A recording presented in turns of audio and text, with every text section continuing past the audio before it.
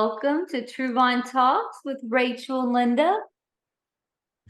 Hello. We've been out for a moment.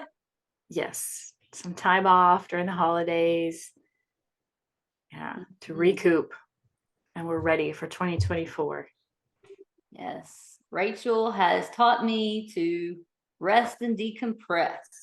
Mm, She's modeled it to me, so I'm grateful. thanks. I'm glad I could teach you something. You've taught me so much. Yeah.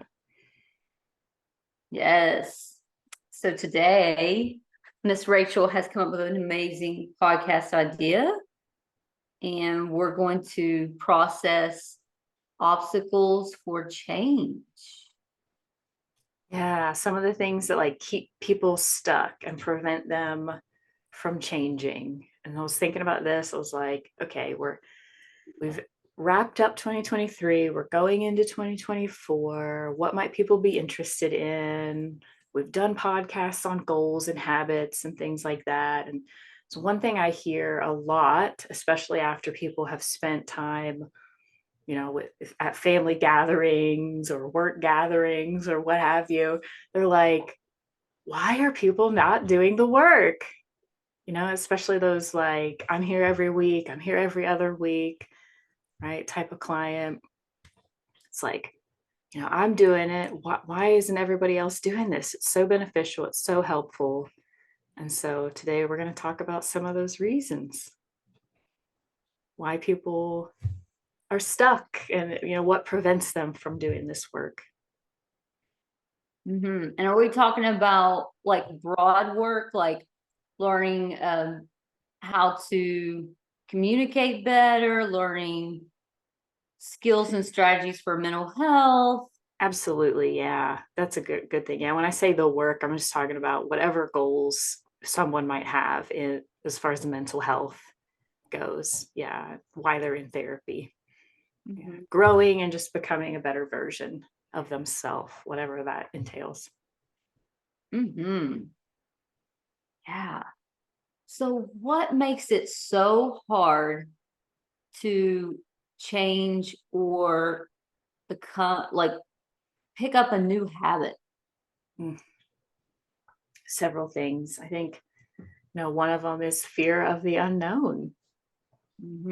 If I'm not doing the things that I'm used to doing, right, the ways I'm used to coping, the ways I'm used to communicating, then what does that even look like? What does another opportunity or a different way even look like? They're not familiar with another version. Maybe they've never seen it modeled for them. Yeah. So, exactly. If you grew up with parents that fought all the time when there was a differing opinion about whether to spend money or not spend money, that was modeled to you as a child. But when you have a differing opinion, you escalate and fight. So it's like muscle memory. Yep. Yeah, there's a lot of comfort in what's familiar, right? Like, I know this behavior that's comfortable to me, and this unknown behavior that you're talking about, this healthy communication, this, what a self-care or whatever. I don't know that. That's unfamiliar. That's scary. What if I'm not good at it? What if it doesn't work? Mm, yeah. The protector parts in internal family therapy systems model suggests that you're doing a protective uh, mechanism or behavior to keep yourself safe and secure. So if there's change, that means you got to sort of adapt to a new way of doing your action tendencies. Yeah. And that can be very scary for someone who has experienced a lot of trauma growing up. Absolutely. Yeah. It feels like, I'm not even sure how I want to word this, but like I'm thinking almost like a threat to the internal like equilibrium, like the Yeah. internal checks and balances that you've developed over time to feel safe and secure, even though that might be a false sense of security. Mhm. Yeah. The alternative in your exile part of yourself, that's your inner child. The alternative is to feel scared and vulnerable. So your protective Yeah. part goes ahead and engages in that same behavior where it made you feel safe or comfortable. Mm-hmm. That's hiding in your room, going outside, yelling, Yeah. self-isolating, eating in excess to comfort self, drinking, any ways you have used to cope with external stimuli, stressors that you can't control as a kid, you want to go back to because your brain remembers, oh, that face. I know what that means. Right. Yeah. An example that's coming to my mind right now is boundaries, setting Oh, boundaries with people. That's a big one when it comes to fear of unknown. If I tell this person no, I don't know how they're going to react. mm, If I tell them yes, I know it's going to be okay. They're going to be happy. They want me to do this. I tell them yes, I do it, even though I don't want to. It makes me miserable. There's no conflict. Conflict is scary. I'm not willing to go there. getting comfortable with being uncomfortable. It's a big one. That's been a common theme in therapy is um, can you get comfortable with being uncomfortable? Yeah. And what if the listeners know, you think they know what I mean by being uncomfortable? If not, let's go ahead and talk. Let's talk about it. Let's explain it, right? Like Yeah. stepping outside of your comfort zone, Mm-hmm. right? That's uncomfortable. Yeah. So getting comfortable with being even just, a little bit outside of that. Mm-hmm. Yeah. And in EFT, we talk about the leading edge of emotion. Mhm. Just going out to the edge. I feel scared and I really want this. Mhm. I really want to go see those mountains on the west side in the Yosemite. And I'm also very scared in this airplane. And the distress tolerance of feeling yucky and anxious and panicky on a plane, Mhm. I have to get willing to be uncomfortable for the beauty I will see. Mm. Yeah. So Good change. example. Yeah. Like that one, I mean, Rachel? I do. I like that a lot. Yeah. Yeah. A willingness to be temporarily uncomfortable so that you can accomplish, a goal or a longing, like what you're wanting to do. And in couples therapy is, hey, when you talk like that to me, I shut down and I don't speak what my unmet needs are or longings. I let you have your way. So there's no conflict because I'm Mhm. conflict avoidant for fear I'll be abandoned because possibly someone close to me left me behind. So get Yeah. comfortable with being uncomfortable. Yeah. Which might start out as just saying it's really hard for me to talk to you about my feelings. I mean, that might be uncomfortable enough for Yes. someone, right? Yeah. So if you picture like a circle or a square, that edge of right on that edge is what we're talking about, the leading edge, right? We don't want you to be 3 feet outside of the circle, automatically. We just want you to be right on the edge. And as we do that, then it's going to grow and expand as you get more comfortable. Hmm. Yeah. So maybe So, taking a small plane ride if you were fearful, yeah. 30-minute airplane ride. Yes. Yes. Good example. And like you said, hey, I'm scared to have this conflict with you. I'm scared to even tell you I'm having a differing idea here. Mhm. Yeah. Yeah. And so I think something that kind of goes in line with those fears is the negative self-talk that we Mhm. experience, right? When we consider doing something new, right? Yeah. And just consider stepping outside of our comfort zone. Oh, I could never do that. Mm. That's an example. If you tell yourself you can never do something, then you're right. Mhm. If you tell yourself, I'll be scared and really uncomfortable and I don't know what the outcome's going to be, but I can give it a try. I can do that. Mhm. Yeah. And then, Rachel, we talked about the self-fulfilling prophecy. I won't ever be able to do anything new. I can't possibly travel. So you're speaking that out there and your brain's telling you, no, you couldn't possibly, you know, change or do something. Yeah. Yeah. Like it that you literally convince yourself that you're not capable. Mm-hmm. Like, oh, Project. I'm just too big of a chicken. I'm scared of everything. I could never put myself out there. Yeah. Mm, yeah. Some common cognitive distortions, and I know that we do more emotion drives behavior. And in this particular podcast, I like to talk about the cognitive distortions that might block people from getting on the leading edge of change or stepping out of what's comfortable. And I think these are common blocks. You I clarify, agree. I yeah, agree. Yeah. all or nothing thinking. Oh, This, yeah. Is that the same as black and white? Or is yes, that different? Okay. same thing. Yeah.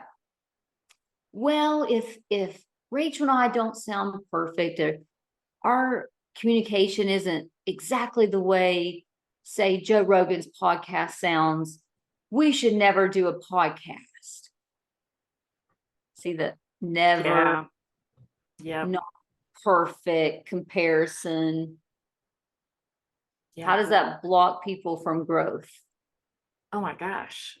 I think that one of the most common ones I hear is, and people don't usually say this like out loud, but there's this like subliminal message as they're speaking, right? It's like, I'm either a winner or a loser. Mm-hmm. I'm either successful or a failure. I think Mm. that is the most common one I run into talking to people. Yeah. Yeah. I'm either worthy or worthless. Ooh. Like, I mean, it's just like these extremes, right, that are related to their achievement or, like, their capability. Mm-hmm. So when I was in high school, here comes one of my stories. I love it. I trained to be a majorette, twirl batons, do the rifle. You too, Rachel. Yes. Majorettes here. Yep. And I got to my senior year, I was up for making captain or co-captain and worked all summer, hours and hours trying to get that powerful position, Mm. co-captain of a majorette squad. And much to my disappointment, I failed to be the co-captain and Oh, went through this depressed teenage existential crisis. I'm being sure. exact. I'm It's exaggerating. crushing, though, as a Yes, senior in high school. You want that leadership role. You worked so hard for it. And then, yeah, yeah, disappointed. yeah. So all or nothing. I didn't make co-captain, so I must not be good enough majorette. I must suck. I'm Right. the worst. Yeah. Yeah. So pivot, got back out there, twirled that baton, and did my thing. Woo. had some anxiety though. And overcame all the panic attacks and stuff that you were having. That's Having incredible. attacks. Yeah. Whew. Window of tolerance, going to the leading edge of what's comfortable and not comfortable. Absolutely. Yeah. Good example. Another cognitive distortion is disqualifying the positive. I hear this often. Ooh. Yeah. Have you heard yourself or other people disqualify the positive? Gosh. Yeah. Well, is this like with people that say, I'm not an optimist, I'm a realist? Mm-hmm. They're disqualifying any potential positive. Okay. Mm-hmm. And from the neuroscience, we know the optimists have better mental health, even though their optimism is not reality. Huh. There's more hopeful. They're more hopeful. Yeah. And when you have an event, say like, you go to this theme park and a couple of the coasters are down, you disqualify all the other coasters that were running. Yeah. Like, well, Yeah. this one that's broke down is the only one I came for. It's the best ride in the park. So this was a huge waste of money. Miserable day. Yeah. Yeah. Yeah. Instead So of like, I could still have a good time. There's still like 20 other coasters I can ride. Maybe I find a new favorite or a second favorite. mhm. Yeah. So noticing what's good versus all that's wrong or bad or what didn't go right. Yeah. Yeah. How would you, because I think there's a delicate balance there Mm-hmm. when you're interacting with someone else. Like if someone else is talking about how disappointed they are, we talk about validation, we want to meet them where they're at, versus like finding the silver lining and being like, oh, it's okay, like focus on all this positive stuff. How would you describe kind of like the line there? Because we don't want to be like, what is it called, toxic positivity. Good, you remembered it. Yeah, that's great. Yeah, toxic positivity is dismissing people's negative experiences or disappointments. And disqualifying the positive is you went to the park and your favorite coaster was down. That sucks. And you got to ride the merry-go-round. You love that one. Two things are happening at the same time. Yeah, or acknowledging both, Yes, and not disqualifying either. We don't want to disqualify all the negatives, we don't want to disqualify all the positives. yeah. That's so good, Rachel. Toxic positivity. Yeah. It's out there. Mm-hmm. I like some good motivational preachers, and sometimes people would accuse them of being too positive. Sometimes you need some optimism like that. Yeah, you need a reframe because it's not always easy to see it, Yeah. when you're like in that dark place. It's hard to remember, what you have to be grateful for. Yeah. It's not always got to be conspiracy theories and doomsday. And Yeah, all life's not that. good example. Um, Another one is should statements. A thought process influenced by rewards and punishment mentality in which one motivates oneself with the ought. These are so powerful. Should statements. I should weigh 95 pounds. Why? That's what the doctor Yeah. Oh my God. Yeah, it's what the doctor said. Well, not happening. Yeah. And how can that be emotionally drained and resentful? It creates this like negative view of yourself when you're not able to meet that expectation. You feel like you're not like meeting the bar, Mhm. Yeah, your expectations are not in line with reality. I should wake up at 5 a.m. and work out from 5 a.m. to 7:30 a.m. before I start my day.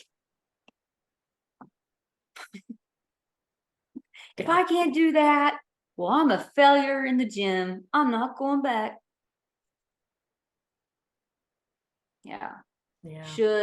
Shoulds make you feel like you just said not meeting the bar.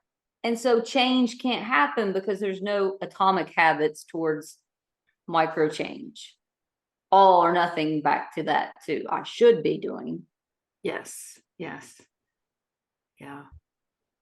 So those are kind of some cognitive distortions that might get in the way of taking a step out of that window of tolerance there, the uncomfortable space, these Hmm.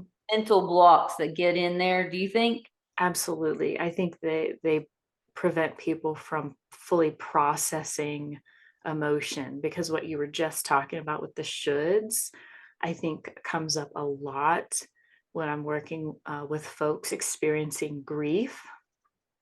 Hmm. I should have done X, Y, and Z with Oh, this person while I had the chance, and I didn't. And that was just so hard for people to move past. Yeah. hmm. Yeah. Do you think that's external or internal, like influence in their thought process when it comes to grief? Oh, good question. I didn't mean to Again, catch. that's okay. No, I like the question. I like making me think. I think it's internal. What would Hmm. you say? Feel free to disagree. There's a lot of mixed messaging out there. Okay. Yeah.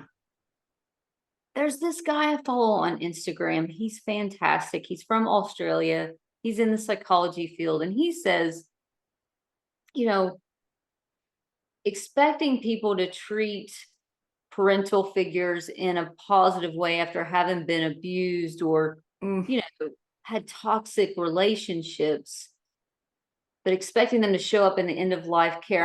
I'm not saying this is someone's situation, just give an example. exactly what I was thinking in my mind, but Oh, didn't say out loud. Exact example. Yeah.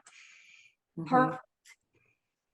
You did what you had a tolerance to do, felt comfortable with doing, given your personal circumstances, limitations, and how you felt about that person while they were alive. How does that Yeah. land? 100%. Yeah. Yeah. Yeah. I should have visited more. I should have brought him more food. I should have bought him more makeup. I should have gone taken him on a trip. Uh, could you have though? Could you have done all those things without feeling, Would they have really appreciated and valued it? Like, yeah.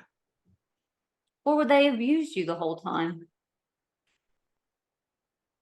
Yeah. That happens. Yeah. Did you not do those things because you were setting healthy boundaries for yourself? Yes, that's why. Having regret for acting against your true self and what you needed. Nah. Yeah. Goes back to that, I think, um, was it black? I would call it black and white, but the book called it something else. What was it? Atomic habits, all or No, nothing. all or nothing. Think, right? Like, I'm either a good child or a bad child, and a good child would have done this. So therefore, I should have done this to be Mm. good. Some of these, like, kind of, they go hand in hand, huh? Oh yeah. Yeah, definitely. And so that I think those are the major ones that come up. I think as far as blocking, there's more cognitive distortions, of course.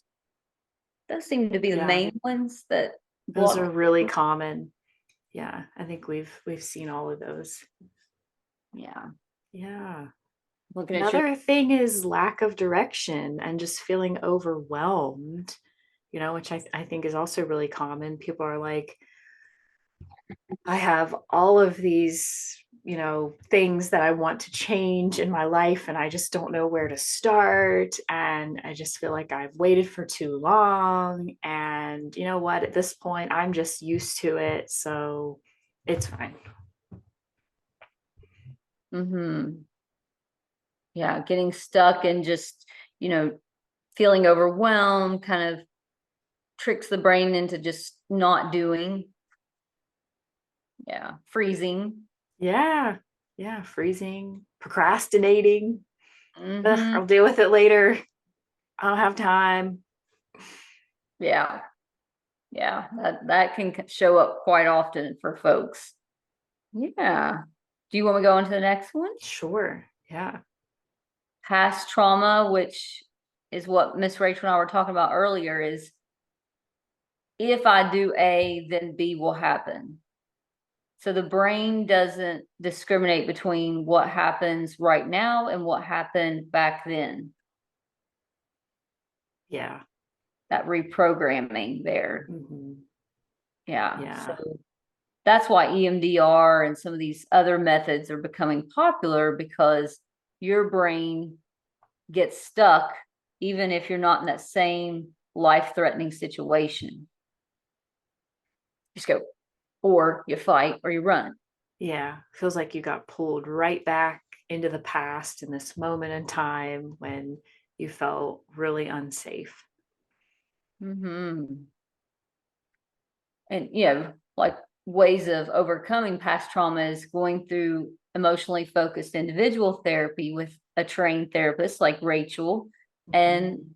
working on those inner child obstacles for change. Because if you go back and reparent her or him, then what happens? Yeah. Then you become unstuck. This part of you that is still living in the past kind of gets caught up with present day.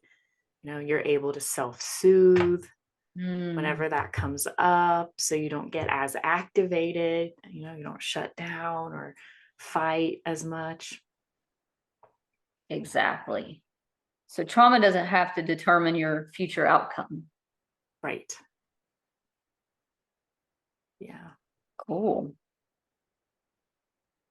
Yeah. But we understand it's hard to talk about. And I think that's one thing that prevents people from change too, is there's, especially in our like very individualistic society, that's like everyone should just, brush the dirt off and move on, sweep it under the rug. It's like there's Mhm. some shame in that. Why can't I get over this thing that happened so long ago? Which is really sad. I hate that stigma is still there a little bit. Yes, yes. And I wanted to show this to our listeners, is The Anxious Achiever by Maura Aarons Mel. I just started this one. I'm gonna use it today's pod or Zoom call. Awesome. Talks about that. Like this, it's a Harvard written book. She said that now you're not seeing CEOs come in with this individualistic, wrap it up, get it done mentality. She Nice. said we're evolving in the corporate world to say, I have anxiety and I'm here today. I didn't sleep. I'm still here. So they're getting Yeah. more vulnerable. Whereas some CEOs grew up in that era of just, what Brene Brown talks about, soldier Mm. on. That's Hmm. we're kind of fading away from that. I like that. Yeah. Oh, I was so excited this week. One of my clients came in and I was talking about how they had used a feelings wheel in their like corporate job. And I think they did a training or something. I was like, yay. EFT. That's so exciting to hear. I hope it like expands and becomes more common. Yeah. It's just too much masking. There's been too much masking in the world. And if COVID did anything, that's what she talks about in the book. If COVID did anything, it helped us unmask. Be more We were real. all vulnerable. Yes. We love it. Mm-hmm. Yeah. Yes. What about support? Support's important when it comes to change, huh? Necessary. I can't emphasize enough getting a counselor. I know this is my business and I do make an income from it. Yes, we're However, biased and I've been in my own counseling since I was 12, and I still go to counseling today. And I'm not a bit afraid to share that counseling is a support, it's unbiased, it's non judgmental. They help you find the reasons why you do what you do. It's amazing. Yes. Um, Yeah. if you don't have family support, you certainly Yes. need a counselor. Yes. In order to change, you need someone. You have to have someone in your corner cheering for you, believing that you can do it. If you don't have that, it may not be impossible, but it's going to be a lot harder. Yeah, I mean, you can read as many self-help books as you want to. If you don't have an older, wiser, other support, you're going to go back to the old behaviors that you've always done because you don't know what you're troubleshooting on your own. And Right. God can help you do those things. And having a human being support you in that is, you're going to see tremendous growth, not little growth. Yeah, someone there for accountability, someone to celebrate with when, like, oh, someone wanted me to do something. I really didn't want to do it. And I told them no. It's like, yay. Yeah. Oh, yeah. It feels so good to have someone that's like, this person understands how big of a deal this is, how hard that was for me, to set this boundary or achieve this goal. And, to other people might be like, so what? Big deal. Like, you should always been doing that, right? That should Oh, kind the of should come back. thinking. Yeah. Yeah. So, yeah, support cannot Mhm. stress enough how important it is. And that prevents a lot of people, I think, from change. And if you don't have the resources for counseling, there's the MOPS program at local churches. There are Awesome. lots of online free support groups for addiction. So many ways to get some support safely and healthy. Now, if you go in there and it's toxic, walk back out. Yes. Because that's not support if it's toxic, right? This might Yeah, if you're be advertised as support, but yeah, you decide whether it actually is or not for you. and you'll know because your inner child will protest. Listen. Mm-hmm. Mm-hmm. Yes. Yeah. Probably your protector part more than your inner child. Yeah. Yeah. Mm-hmm. One of those parts. You're gonna feel it. It's important to listen to that. So Yeah. yeah. Another big one is perfectionism and fear of failure. Yeah. This is troubling. It's So big. troubling. Oh, Common. It's big. yeah. See it all the time. So hard for people to break out of. Yeah. And perfectionism is, if I don't do it perfectly, then I'm not doing it at all. Yep. Nothing. Yeah. Yep. Yeah.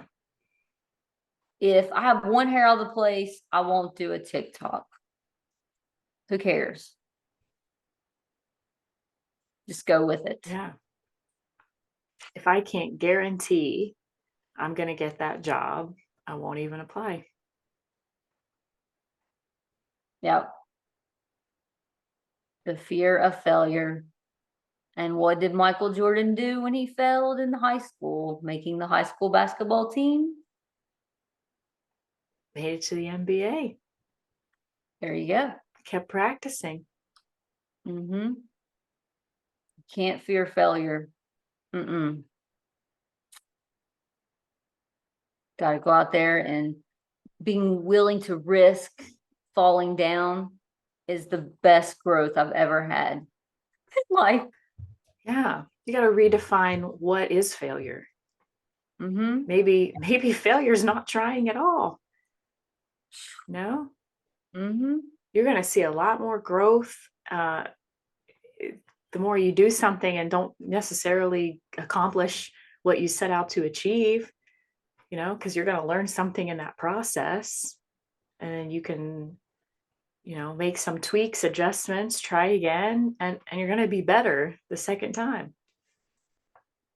Rachel, did you hear Brene Brown say that? Like, if you're not in the ring, stop criticizing people that are in the ring. I did not hear that, or I've forgotten, but I love that.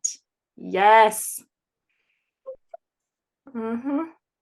Everybody's outside the ring in the the stands, and they're going, well, if I had been there, I would have done this. Right.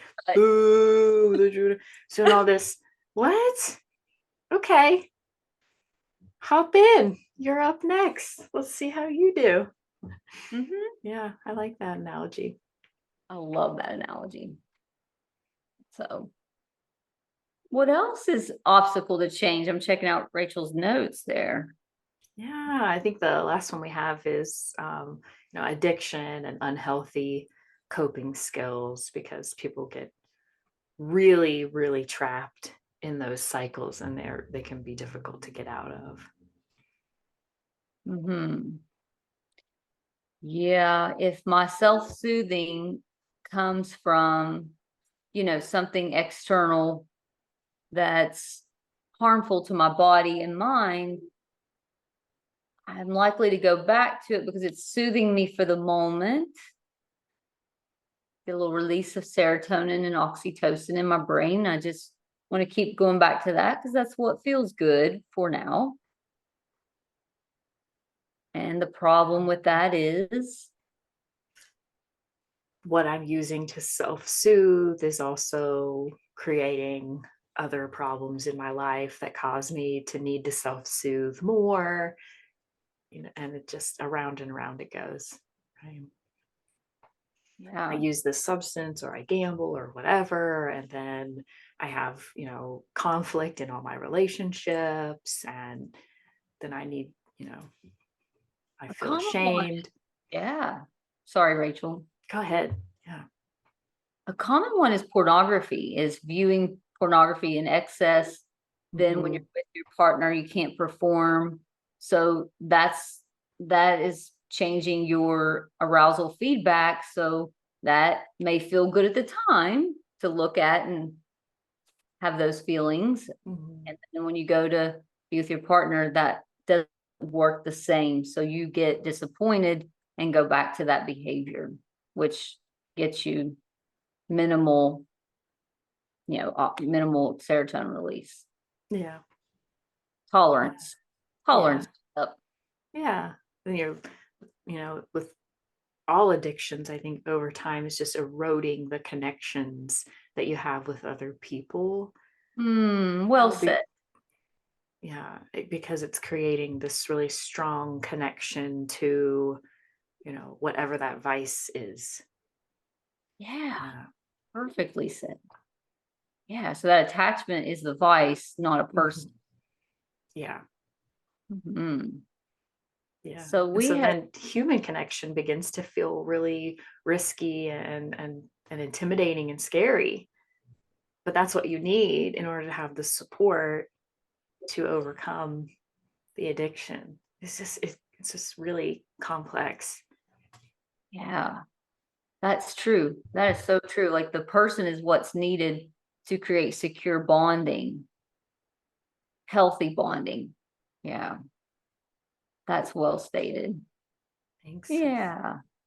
I hope this was really helpful to our listeners to understand what some blocks are to making small changes in your life. And Yeah.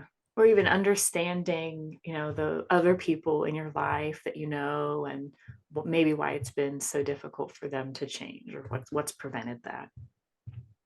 yeah, and have a lot of grace for them and yourself. Compassionate grace around life experiences.